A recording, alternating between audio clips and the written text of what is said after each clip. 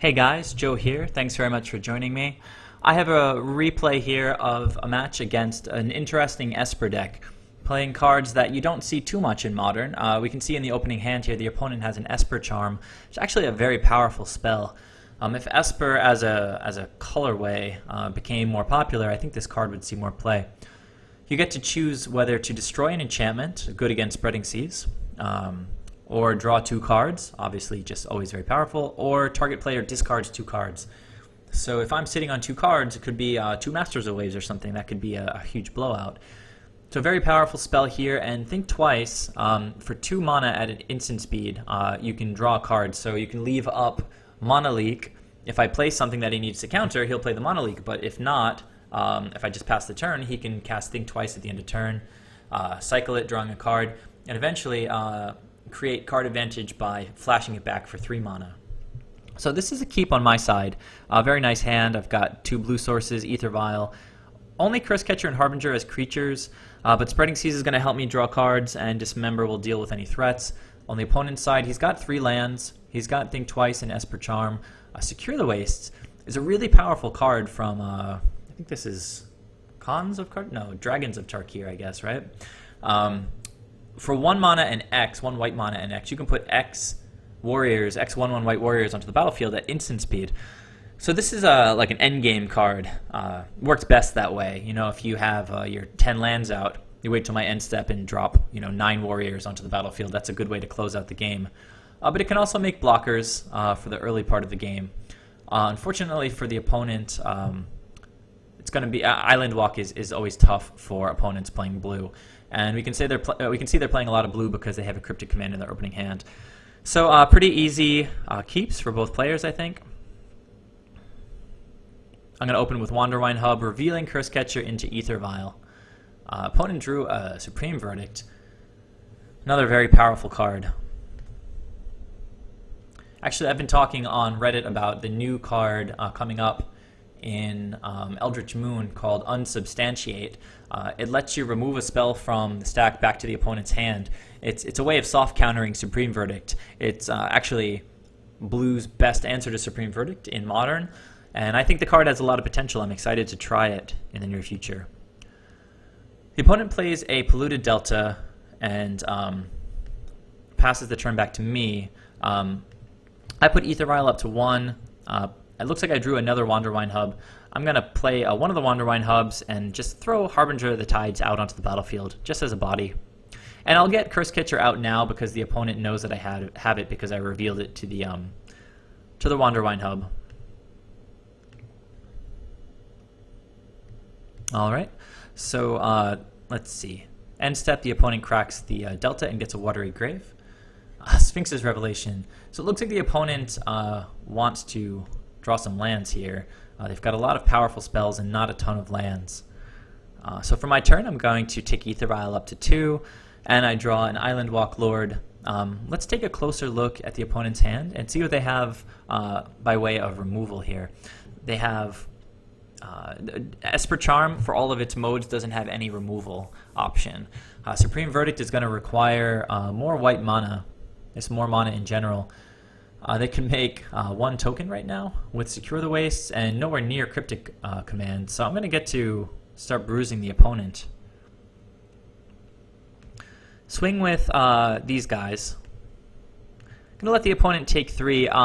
Against control-ish opponents, tend to want to play on their end step with AEther Vial. I'm going to target Watery Grave with Spreading Seas, and the opponent doesn't really have anything they can do about that. So that's going to resolve, and I drew a Master of Waves, which is very nice. I'm going to reveal that guy just to bring Wanderwine Hub in untapped so that I have mana up in case Dismember becomes relevant if something like Tassiger shows up. Alright, so it looks like we're probably going to see a Think Twice at the end step. Sorry, the opponent took a brief break from the game. I guess maybe they had to go to the bathroom or something. So they did crack their Flooded Strand. They've taken 2 life from their lands and 3 damage from my creatures. They actually take 2 more from getting an untapped Shock land, and they draw 2 cards off of... sorry, 1 card off of Think Twice. And they draw into a second Esper Charm. So just play Ghost Quarter and pass the turn back to me. I'm going to activate AEther Vial now.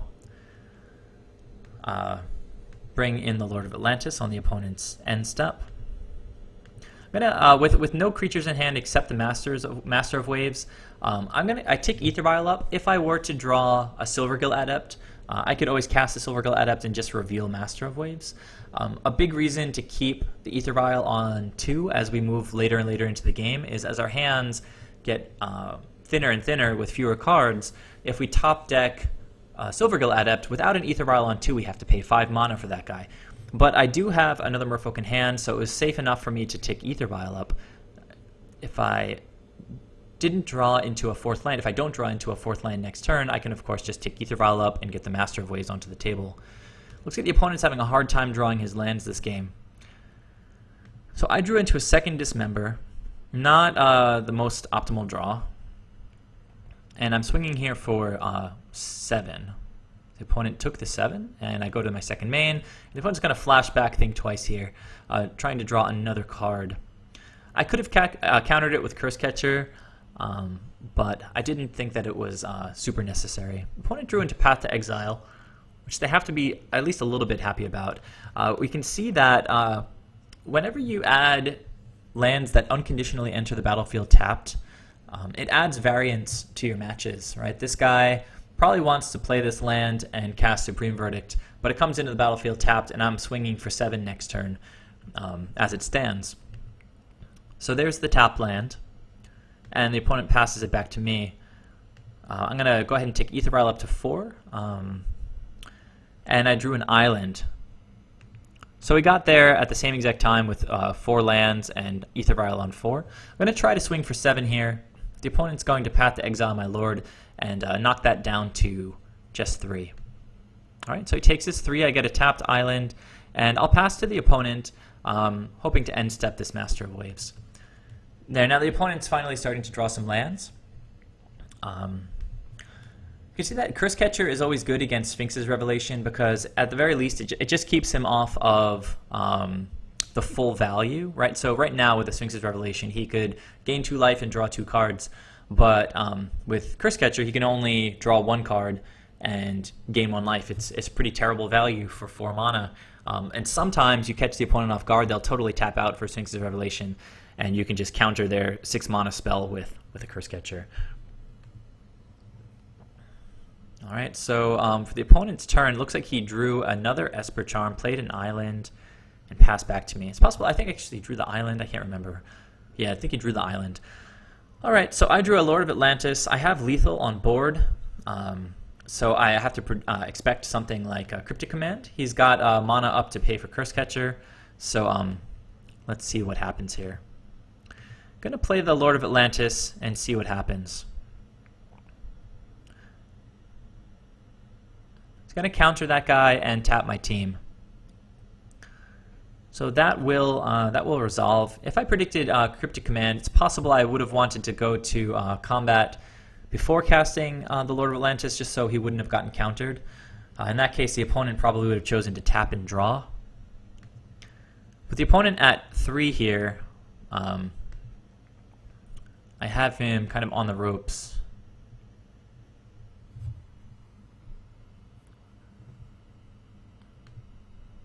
However, with them at 3, I'm keeping back this Master of Waves. I drew into a Mutavault, which is going to be great against sorcery speed removal like Supreme Verdict.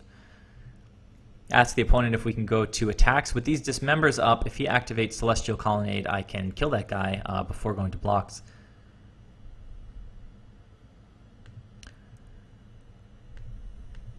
So here's a Sphinx's Revelation. The opponent tapped out. What a bummer. So I sack my Cursecatcher. And the opponent takes just the 2 instead of the full 3 since I sacrificed the Cursecatcher. Play my Mutavault on my second main and pass back to the opponent. Looks like they just scoop it up since I have that Mutavault. All right, well, going to game 2. Okay, well, it looks like a decent Merfolk hand against Supreme Verdict decks. Mutavaults are always all-stars. I've only got 1 blue source as it stands, but I've got a Silvergill Adept, so this hand is definitely keepable. On the opponent's side of things, they have 3 lands just like last game, but it's pretty rare. I'm sure that he's probably playing 26 lands or something like that. It's pretty random for him to not hit lands the way that he did last game. 2 Cryptic Command, Esper Charm, which we didn't get to see at all last game. Again, it's destroy target enchantment. It looked like no enchantments came into play, though actually he had 1 Spreading Seas, I think, on his Watery Grave early in the game. Draw 2 cards. We didn't get to see any of this, so looks like a keep to me. That Supreme Verdict probably seals the deal for him, although he needs to draw two white sources to get that online. All right, 2 keeps. Now, there's probably a reason that people don't play the Esper color combinations too much. I'm sure people are testing it and they just find it not powerful enough. There's so many fast decks in Modern, Merfolk being one of them. Merfolk being especially tough because of Island Walk. It's just a little bit sad. I know people are trying to make these decks work, but it seems like they're not quite there yet. I lead with a tapped Wanderwine Hub just because I have nothing going on. I don't think the opponent does either. Looks like they drew a white source, so they're going to play that tapped Celestial Colonnade. And I'm not going to play around Spell Snare here. Actually, I guess I did a little bit. I went with Harbinger of the Tides just because I cared least if that guy got countered. Opponent's going to play Drowned Catacomb. This is a check land. It cares if he has an island or a swamp, and he has an island and a swamp. So that enters the battlefield untapped. I'm going to swing in for 2 here, and the opponent's going to go down to 18. And now with access to Negate, I chose to pass the turn to the opponent rather than play out another creature. With Mutavault, I'm starting to establish a clock, and against a deck with so many instants and sorceries, leaving up counter magic where possible is typically a good idea. The opponent's going to go for Esper Charm here, choosing to draw 2 cards. And I think that's worth countering. I'm going to trade my Negate for 2 cards on the opponent's side. And the opponent drew into an Engineered Explosives, plays a 2nd Drowned Catacomb, and passes the turn, leaving up mana for Cryptic Command. So for my turn, I think I'm just going to go straight to combat. And I'll swing with the Harbinger. The opponent already took his 2. Go straight to my 2nd main phase. I'm going to play a 2nd Mutavault, play a Silvergill Adept, revealing the other Silvergill Adept. The opponent lets this resolve, and I draw into another land. I'm going to pass the turn to the opponent.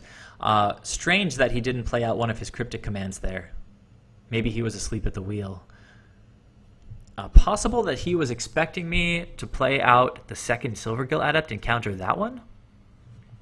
I don't know. Very strange play by the opponent. He's going to put an island into play and pass the turn back to me. It's possible that Esper is just fine and my opponent is not that great. So with 5 mana up, again, kind of expecting Cryptic Command in the spot. So I start to activate the Mutavaults, but I think I'm going to back up and think better of it. Better to push some damage than none. If I activate both Mutavaults and they all get tapped, then I don't deal any damage in the event of a Cryptic Command. So I'm going to go ahead to start of combat. The opponent lets me swing with the 4 power here. With all of these Cryptic Commands, I can't see why he's not just playing them. It's kind of frustrating watching this again. So I'm going to play Silvergill Adept, revealing Master of the Pearl Trident. Still not getting a Cryptic Command out of this guy. I don't know what's going on here. I didn't know that he had all of this in his hand during the game. Snapcaster Mage passing the turn back. Maybe he's just seeing how fast Merfolk Goldfish is. Now I have a Cavern of Souls, so things getting a little bit harder for the opponent. He is going to choose to tap my team now. I'll activate the Mutavaults, though, and swing. The opponent tapped and drew a card. Takes 4 off of the 2 Mutavaults, going down to 8. And go ahead and play an island. Don't need to overextend with these Island Walk Lords yet. See, the opponent has a Negate in his deck. A little bit silly against Merfolk, where we play like only a small handful of non-creature spells. And the opponent doesn't care about a lot of them, like Spreading Seas. I just sideboarded those straight out. The opponent is complaining that he has no lands, but I'm looking at lands. He's got... Oh, I'm sorry. He needs white mana for Supreme Verdict, but that doesn't excuse him from not casting all these Cryptic Commands. This Engineered Explosives is looking pretty good for my 2-drops here, but I'm still going to get in for 4 with the Mutavaults. So the opponent pops the explosives. All my guys go away, but I drew 2 cards off of the 2 Silvergill Adepts, so card value-wise, card advantage-wise, Not a huge blowout. The opponent spent one of his cards, and let's see. I lost 3 creatures, but 2 of them drew me cards, so that really ends up being like 1 for 1. I mean, I had a slight tempo loss, but I had the opponent at 20-4, so I think that's okay. I'm going to choose to play out a Master of the Pearl Trident here, just to make it a little bit harder for the opponent to stop me from getting him from 4 down to 0 here. Well, and they drew a Path to Exile, which is a nice counter to my Master of the Pearl Trident, but I'll still have the Mutavaults. Looks like I drew an AEther Vial for the turn. I'm going to activate 1 Mutavault, I think, after playing out this AEther Vial. Yeah, see, the opponent wasn't drawing any white sources, and I kept drawing land after land. If I activate 1 Mutavault here, that's enough for lethal, and if the opponent chose to use Cryptic Command, I'd still be able to activate the other Mutavault and swing for some damage. But it looks like the opponent is going to Path to Exile 1 of my Mutavaults, and I'll get now to go ahead and activate the other Mutavault and still represent lethal.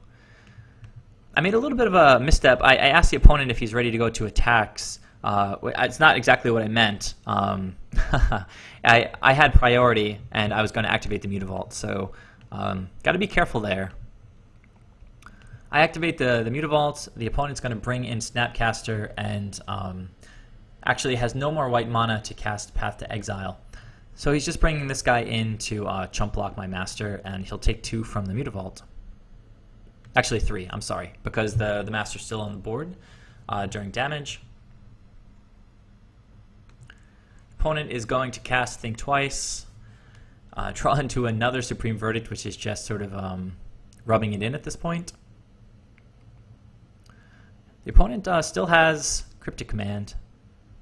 Plenty of Cryptic Commands. So I put AEther Vial up to 1. I draw an Island Walk Lord. I'm going to play that guy out. Activate Mutavault. Try to attack for the win. The opponent is going to cast Cryptic Command, bouncing my Mutavault, and drawing. I can put Mutavault back out, though, because I didn't play a land yet.